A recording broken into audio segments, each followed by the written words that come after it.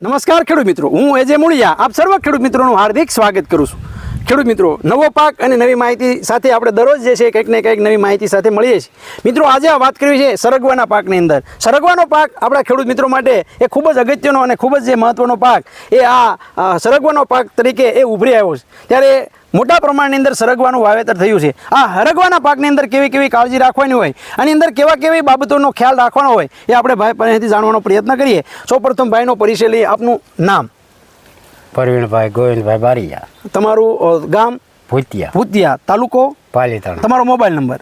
99 25 38 53 51. હવે પ્રવીણભાઈ, આ વખતે હરગવાનું વાવેતર કેટલા વીઘામાં કર્યું છે? 3 વીઘામાં. 3 વીઘામાં. હરગવાનું વાવેતર તમે શા માટે કર્યું એમ? આ વખતે હરગવો શું કાં વાવ્યો? હરગવો તો હરગવો શું કાં વાવવાનું તમે નક્કી કર્યું એમ? કપાસ ને વયો જાય તે હરગવામાં કઈ સારું રહે છે બરાબર, એટલે હરગવાનું વાવેતર કર્યું.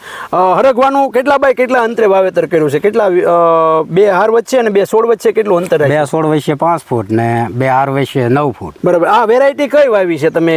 એ તો ઘરઘરાવ વાવી? ઘરઘરાવ જ. બરાબર છે. અને આનું વાવેતર ક્યારે, કયા સમયગાળામાં કર્યું છે એમ?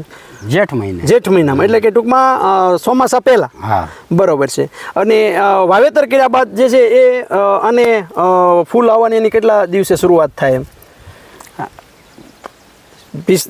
વાવેતર કશી મહિનો, 1.5 મહિને, 2 મહિને, 3 મહિને? 3 મહિને 60-90 દિવસે જે છે એ શરૂ થઈ જાય.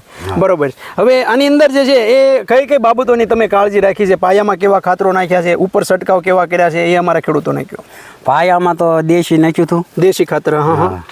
અને ડીએપી નાખ્યું હતું. બરોબર છે.